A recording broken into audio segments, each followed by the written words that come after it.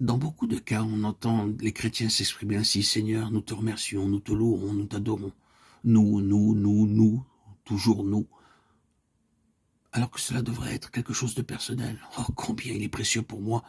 Plus nous lui obéissons, plus nous l'aimons, plus nous le suivrons et plus nous trouverons et découvrirons semaine après semaine combien il est précieux pour nous. Alors nous constaterons que nos yeux se détournent de plus en plus des prédicateurs, des personnes, des choses pour être fixés sur lui seul, le Seigneur Jésus, la tête. Ainsi, en prenant part à la Sainte Seine, en rompant le pain de manière très générale, nous ne serons pas amenés à la véritable adoration.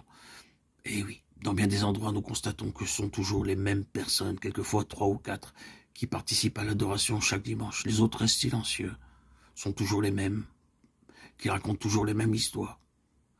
Nous apprenons à adorer authentiquement en apprenant à être soumis au Seigneur Jésus.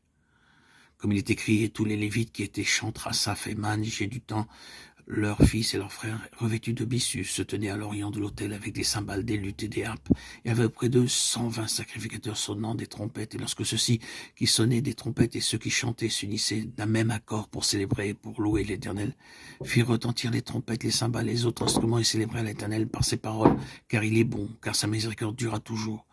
En ce moment, la maison de l'Éternel fut remplie d'une nuée. Les sacrificateurs ne purent pas y rester pour faire le service à cause de la nuée, car la gloire de l'Éternel remplissait la maison de Dieu. 2 Chroniques 5, 12, 14. Ainsi, tous ces sacrificateurs durent sortir de la maison de Dieu lorsque la nuée de la gloire descendit pour la remplir.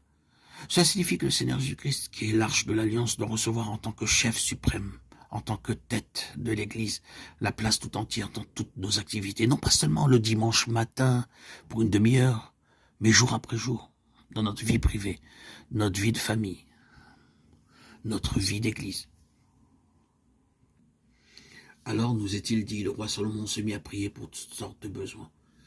Alors Salomon dit, l'Éternel va habiter dans l'obscurité, et moi j'ai bâti une maison qui sera ta demeure, un lieu où tu résideras éternellement. Le roi tourna son visage et bénit toute l'assemblée d'Israël, et toute l'assemblée d'Israël était debout. Et il dit, béni soit l'Éternel, le Dieu d'Israël, qui a parlé de sa bouche à David, mon père, et qui accomplit par sa puissance ce qu'il avait déclaré en disant, depuis le jour où j'ai fait sortir mon peuple du pays d'Égypte, je n'ai point choisi de ville parmi toutes les tribus d'Israël pour qu'il y fût bâti une maison où résida ton nom. Et je n'ai point choisi d'homme pour qu'il fût chef de mon peuple d'Israël.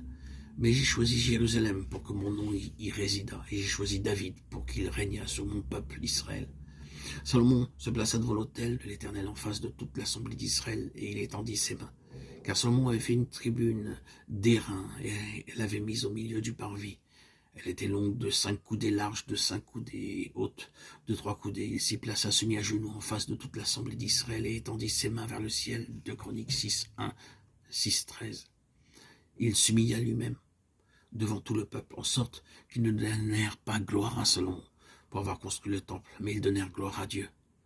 Sinon, ils auraient honoré le roi Salomon en disant, c'est lui qui a construit ce beau temple. Voyez quel grand roi est Salomon, quel temple magnifique il a édifié. Mais Salomon s'humilia lui-même. Il s'agenouilla devant tout le peuple. Ce n'est pas Salomon, signifiait-il ainsi. C'est Dieu qui a donné l'ordre de construire ce temple. Il nous faut rendre l'honneur à Dieu en toutes choses.